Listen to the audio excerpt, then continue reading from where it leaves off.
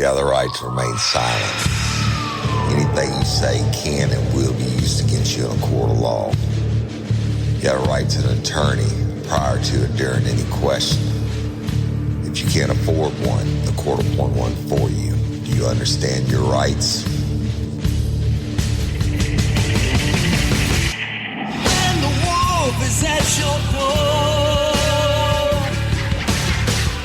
your running's over, that's for sure. He already knows all about you. Cut you down, no matter by you. Now you better walk the line. Real life,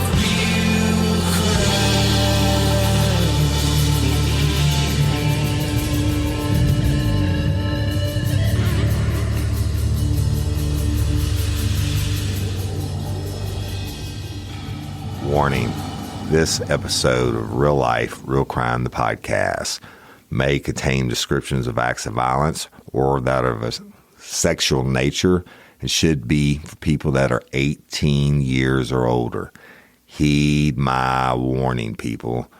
I do not get the facts of these cases off of the internet or from some television show.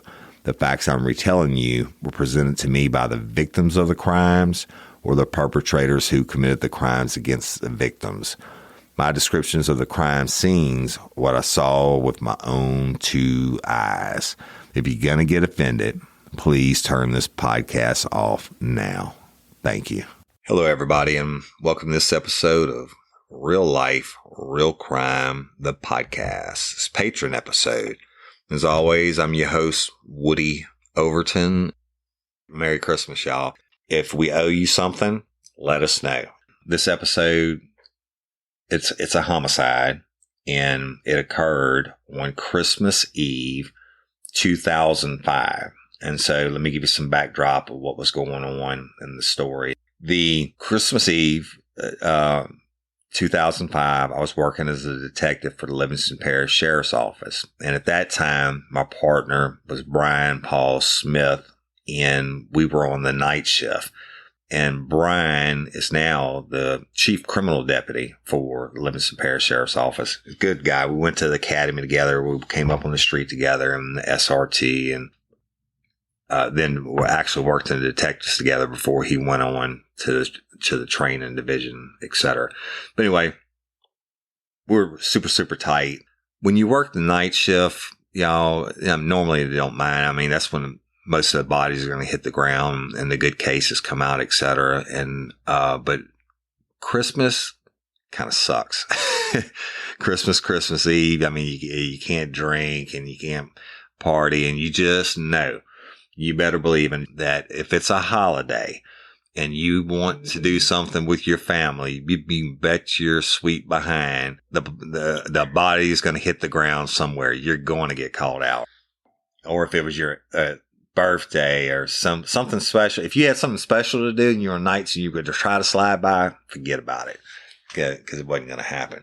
So this year was Christmas Eve, but okay. So when it was holidays, y'all, and the regular detective's office was all, if you were the detectives that were on nights that week, then you had to cover the whole 24 hours, you and your partner. So Brian and I had split it. I think I was doing the day part and he had the night part. Meaning, like, I would cover from 6 a.m. to midnight or something like that, and he would come from 6 p.m. to 6 a.m. I forget how it broke down. It was something like that. Anyway, so I know Brian Paul had the late part, but we weren't going to call each other out anyway. I mean, you get called out for stupid stuff sometimes, but he wasn't calling me out unless it was a dead body or something that he needed help with. There was a lot of witnesses, something like that. But about 3 o'clock in the morning, my pager goes off, and it's 10:21, the radio room, which means give them a call. And I called, and they said, "Hey, you need to head to Albany to Skinner Lane, and you got a 10-7 in a car fire," which means there's a body in a car fire. And so let me tell you all about that. At the time I lived up in Watson, which is as far northwest corner of the parish you can get. And then the Skinner Lane is like a 200-yard long dead end road off of this road, which we call North Cafe line, which is pretty close to the Livingston Tangipahoa Parish line. And it runs north and south. The North Cafe line does. That's the area I worked on the street and whatever. When you come into the town of Albany, headed towards east on Florida Boulevard, headed towards Tangipahoa Parish, it's the last blacktop on the left before you cross into Tangipahoa Parish, and it's North Cafe line. Now, when you turn on North Cafe line, you immediately hit the railroad tracks, and you cross those railroad tracks. And the first place on the left was E-Tops, which is a black bar. I'm not being racist. This is what it was. But on Sunday nights, God, I hated Sunday nights. They came from New Orleans, Jackson, Mississippi, Shreveport. On Sunday nights, they would get like 1,000 people to come to this country black club. And we always had problems on Sunday nights. But that's as soon as you turn onto Cafe line. Then it kind of runs rural a little bit. Rural meaning there's nothing on the left-hand side, maybe a house every once in a while. On the right-hand side, there may have been a house every once in a while, but then you start coming up into about a mile down. You start coming up into the settlement is what I call it. And it's where that area is all settled, and it's full of trailers and shotgun houses and stuff. It's a hood, and it's this long stretch. The first street you come to that runs off to the right into Tangipahoa Parish is Ed Brown Road. But so when you pass Ed Brown Road, which actually was a road that continued into Tangipahoa Parish, the first road on your left past Ed Brown was Skinner Lane. And Skinner Lane, you turn on it, and there's like two old trailers on the very front to the left-hand side. It's like a gravel. It's not even blacktop, or it wasn't back then, just a dirt road. And then so you turn on it, and it dead ends like not even 300 yards. And you got the two old trailers on the left. They had a fire pit on the right about halfway down. There was a big field to the right. And then when you get to the back of it, there was a brick house and then a bunch of trailers, and all just kind of haphazardly put out there. A lot of those people back there were the best people in the world. That was just where they grew up. But back at that time, that was before meth became prevalent, and it was the hot spot for crack and weed. And I can't tell you a time that I didn't go down that road and not arrest somebody on a traffic stop or get in a foot pursuit or vehicle pursuit or whatever. So anyway, I get the call, and I called Brian Paul, and he said, Brian Smith, and he actually lived on the other side of Albany, and he graduated from Albany High School, and he knew everybody down there. And back when we worked the street together, he introduced me to all the players, if you will, the drug dealers and the locals, the good and the bad. But we didn't go down there and treat anybody wrong or anything like that. And the drug dealers liked us just as much as anybody else until we caught him with dope. So Brian said he was already on scene when I called him. He said the car was fully engulfed in flames. It was parked at the end of Skinner Lane in front of the brick house that was back there. And so I kept coming. By the time I got there, Skinner Lane, I had to park actually out on Cafe line because all the fire trucks and stuff that were blocking Skinner Lane. I had to walk down and got down there, and Brian already had uniform patrol tape it off. It was a burn up car, and you could see the victim, the deceased person. We didn't know it was a victim, burn up in the driver's seat of the car. Now, if you've ever seen a burnt body, you won't forget it. One that's totally burned up. It's almost the smell is almost a sweet, I don't want to say pork smell. The body, when they're really burned up, I'm not talking about partially burned, I'm talking about like extreme heat, was what we call it crisper. It's burnt to a crisp to the point where when you shine the light on it, you could see a human form. But it was like the skin was so black. I don't know how to describe it. It's cracked. It looks like it's just solid black, maybe like a burnt piece of newspaper would look on the skin, but with cracks in it. And I mean, his burnt, you couldn't tell if it was a white guy or a black guy. You could see his teeth. Like, I don't know how to explain that. They're not like a little piece of soot, but like big flakes of soot, if you will. But anyway, you'll never forget it if you ever saw one. But I remember seeing Brian and looking at him, and Brian told me when we got there, he said that, this guy's mama lives here.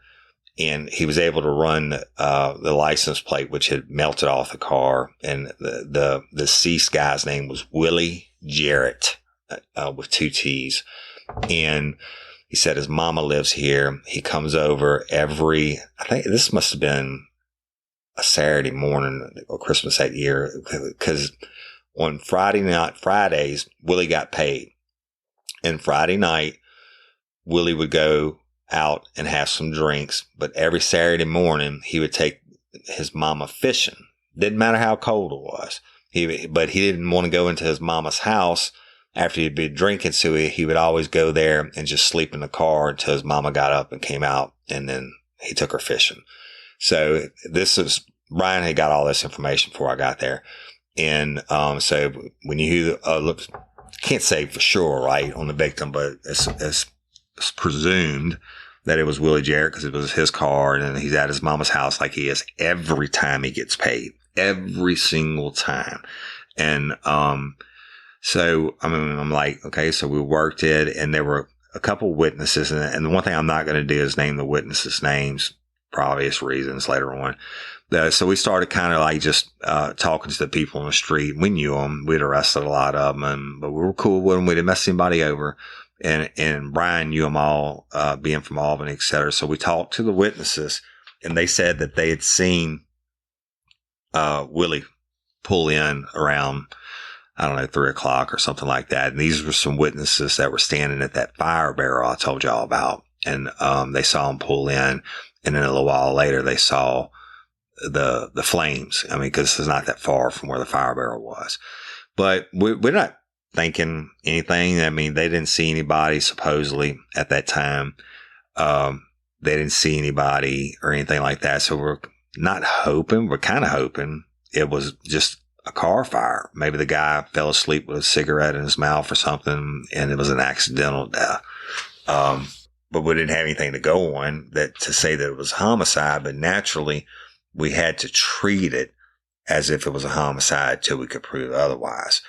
So we just did the scene, talked to people, witnesses, work as we always do, and get anybody that may have been down there. Now look, at 3:00 in the morning in the hood, ain't nobody out except for the dope dealers, the crackheads, the local crackheads, and then the crackheads that are driving down there to buy their dope, right? Or people coming in.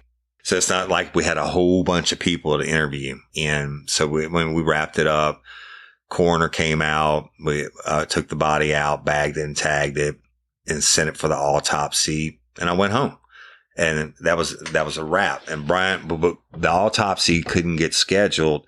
So I'm thinking that was a Saturday morning.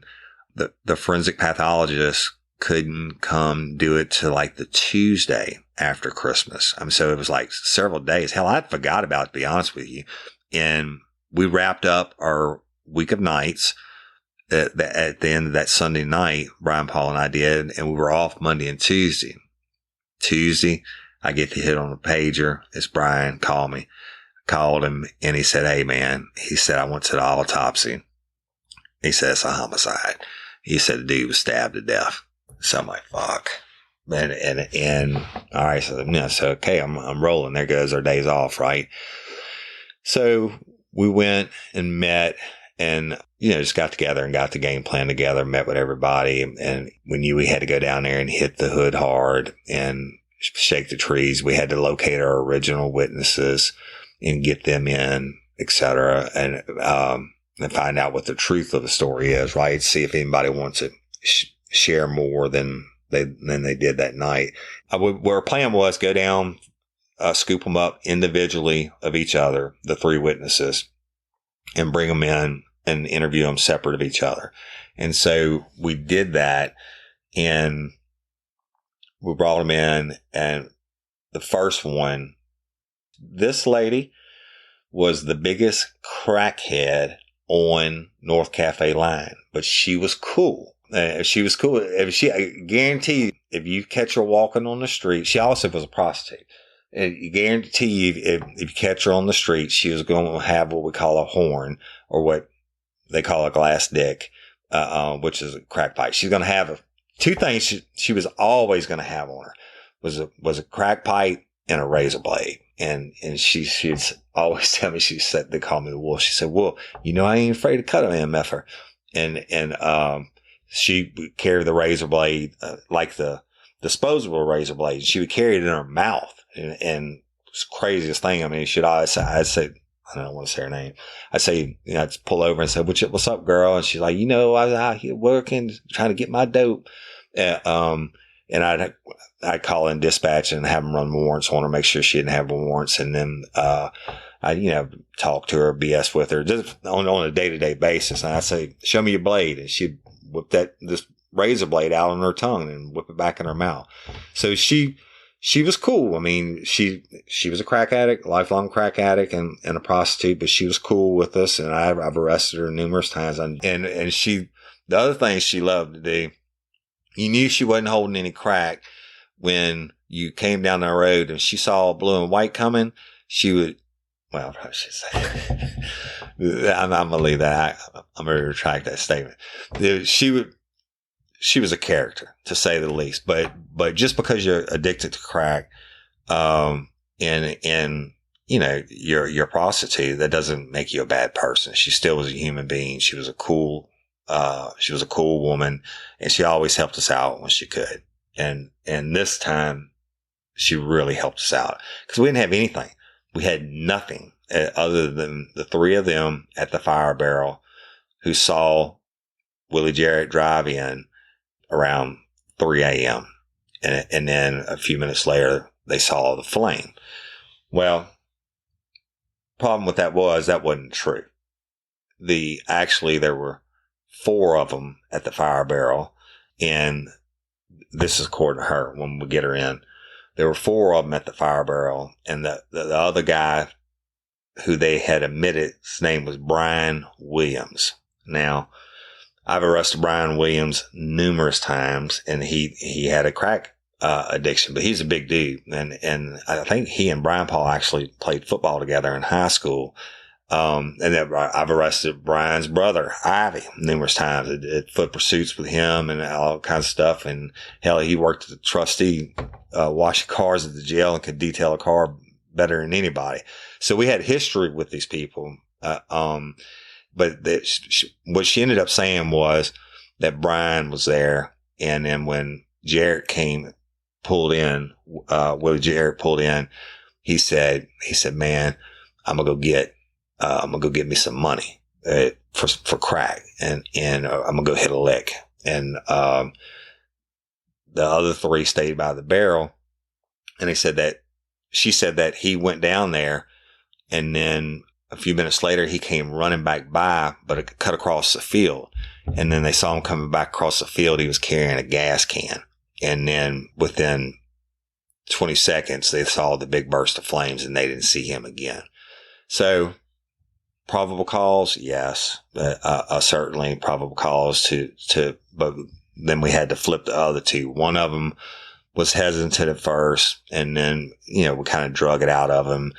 And then the other one just gave it up straight up also. I mean, like I said, they're all of them had lengthy arrest records, what we call frequent flyers. But the problem with that is that, when you get 3 witnesses that say originally, and that's the hood code, right? That they're not going to rat, that night when everybody's listening. And look, listen, when something happens in the hood, everybody comes out. right? I mean, so by the time I got there that night, there were hundreds of people around, and certainly they didn't want to be seen talking to the popo, and I get that. But now we're in the interrogation room. They know it's a murder. They didn't at the time know that. They had to figure it, right? He said he was going to go do a robbery, and they saw the flames, but they didn't know he was stabbed to death. So anyway, we got their statements. Then we know we got to go get Brian Williams in to talk to him. But we also did some other investigation. He got paid on every Friday and all that stuff. So this is a multifaceted approach, y'all. So we got like doing this thing, getting up to, the background work with Brian, Paul, and I are interviewing those people. We get the statements. We go find Brian Williams, and he was higher than shit. High on crack when we found him. And he didn't run. He didn't have any warrants. He knew he didn't have any warrants. And he's fought us before plenty of times. And, but when he wasn't high, he was a good dude. I mean, he was just nice and polite as could be. But we bring him, he's like, man, I don't want to go in. And I'm like, we were rolled up on Inner Skinner Lane. And I said, dude, you coming in one way or another. I said, you noticed about it? He said, man, I ain't do shit to Willie Jarrett. I said, well, then come on in and tell us about it. You take a polygraph. And so he ended up coming in, and we brought him to Denham Springs PD to, I didn't have the polygraph at the time with me. And I think it was Scott Jones, the Gator, the chief, who was at the time the chief and the polygraph examiner. Great guy. His daughter, actually, she's a lifer. She's a huge fan. And they're going to be coming to the live shows. But the Gator gave him the first polygraph, and it was in the morning time. And Brian, Paul, and I were watching through the window, the two-way window. This shit, he couldn't stay awake. I mean, he didn't give a shit. He had him attached to the instrument. I mean, in the middle of the questions, he was nodding off because he had been on a crack binge for however long. Probably since the murder. I don't know. The dude made good money. It wasn't like he was working at Walmart. I think it was like a couple grand or something. He cashed it at E-Tops. So that's what he would do. Friday evenings, he'd go to E-Tops, cash his check. He verified all that he did it again that night like he always did, that he was there, he was drinking, and about what time he split.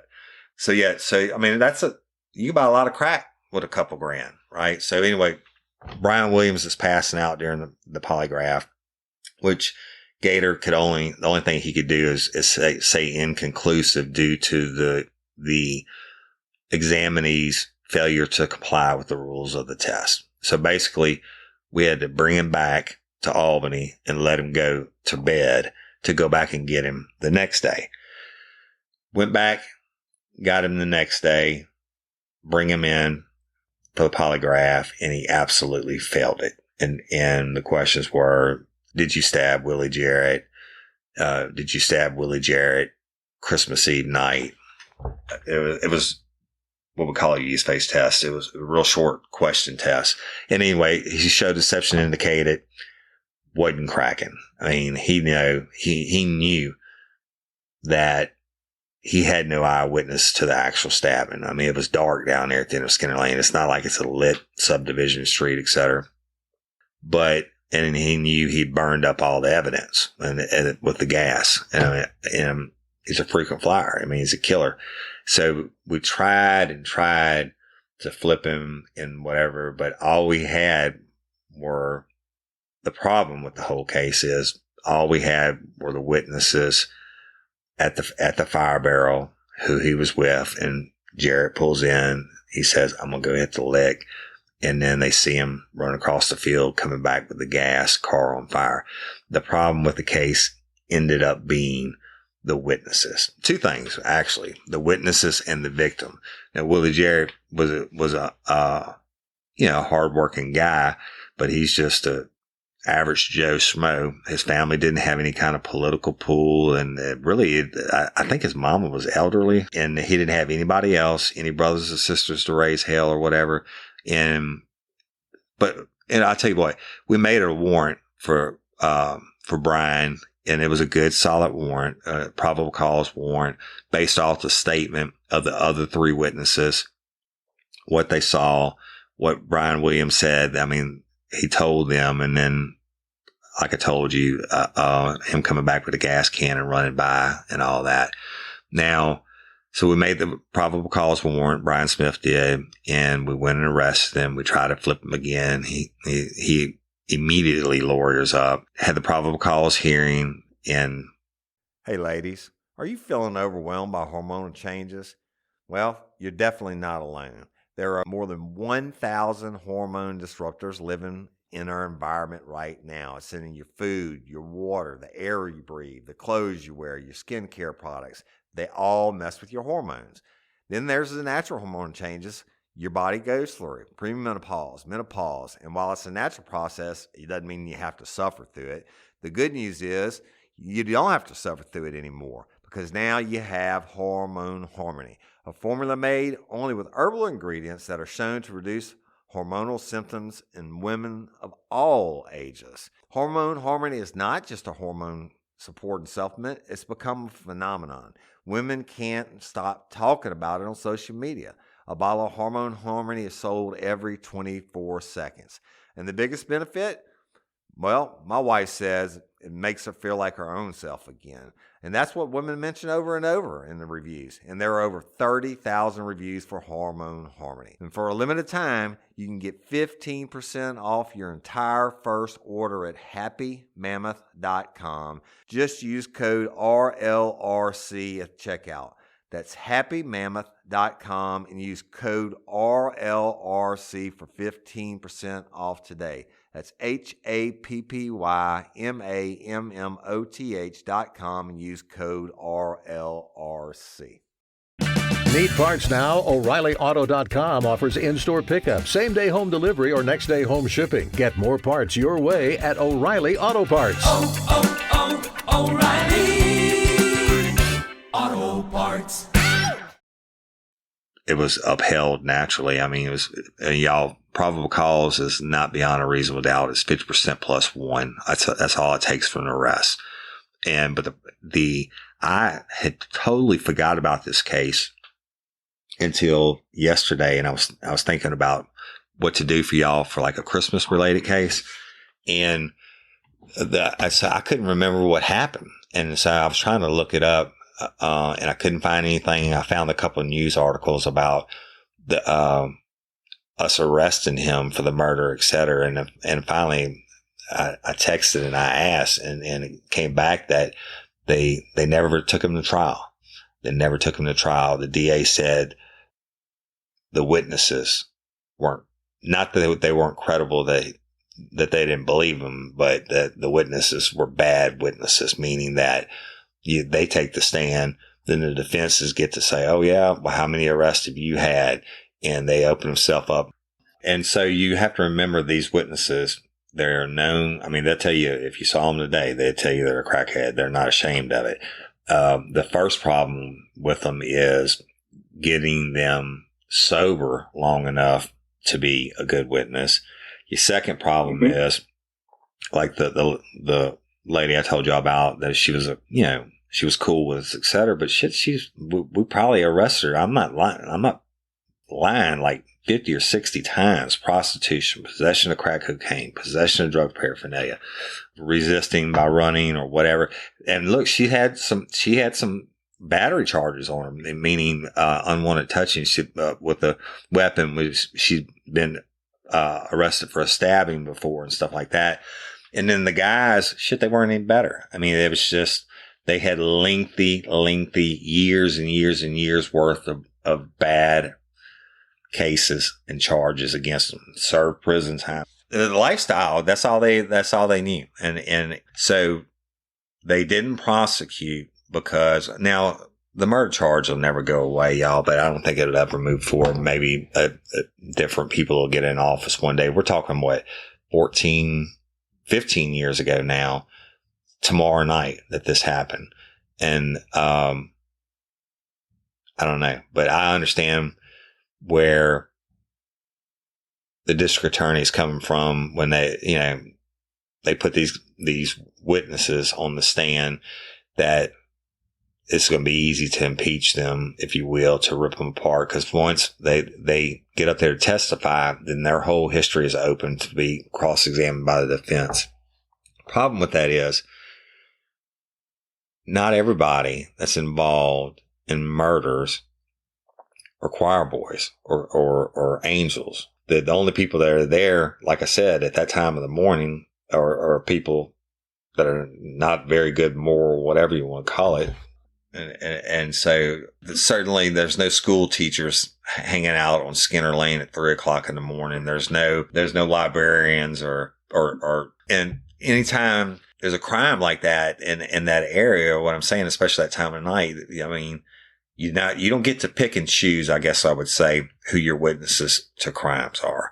But I mean, I get it. I mean, I get it. I don't like it, but I get it. And, you know, district attorneys love to say they have a 98% conviction rate, and that's because they plead most things out. And guess what? Brian Williams, freaking flyer, he's been down too many times. He wasn't pleading this shit. He was going to take his chance on a murder charge with the jury. They offered him a plea. I think they offered him like 15 or 20 or something like that. And he's like, no, take that shit to trial. And they ended up not taking it to trial. So, but we know who did it. And I mean, but it's just a tough case, and you don't always get the results that you want, like on what happened to Jackie case and stuff like that. Justice sometimes is not really justice, I guess. You know, and the jury is going to look at them. The juries are made up of your peers, right? So you get business people and working people and people that actually go to church on Sundays and have families and all that. And they don't understand being out at 3:00 smoking crack or prostituting on Christmas Eve on Skinner Lane. So they're already, they can't relate to these witnesses, and they're already putting the skeptic side on it. Then Brian's defense attorney is going to say, "Oh, yeah, you knew Willie went down there every Friday night, didn't you? You hung out at the Fire Barrel." And they would be like, "Yeah, you knew Willie got paid every Friday night. That's what you told the cops, wasn't it?" "Yeah." Then you went down there and killed him, didn't you? Of course, they're going to say no, but there's reasonable doubt. So, but anyway, y'all, it's just sometimes how things shake out. And it's funny that I was just thinking about it in Christmas cases. And so that's it. Got nothing else to say about it, I guess. It's a little bit different, right? But this is real life, real crime. And you're not always going to get, the end dateline, end results and stuff like that of how it goes down in the trenches, the real life, real crime. So, but Merry Christmas, y'all. And thank you so much for being patron. We love it. We appreciate y'all. You know that. And so we're going to be adding commercials to the regular released episodes. Now, patron members, you will not only, when we can, we give it to you early, obviously, but you will never get a episode with a commercial in it. You will always get the episode released to you early when possible, but always without commercials. You'll get it unedited with no commercials. And we're at the point now in Real Life, Real Crime where it's really going places, and we're going to add commercials, obviously, to help with what y'all give and support. It'll help us even more to grow and be able to continue to do this. So we love y'all. Yeah, there'll be other patron benefits coming up in the future also, but don't be afraid to use them. We love you. We appreciate you. Merry Christmas and Happy New Year's, and hope you have, or Hanukkah or whatever it is you do. Hope you're blessed and you have a great, great, great holiday. All right, y'all, and peace.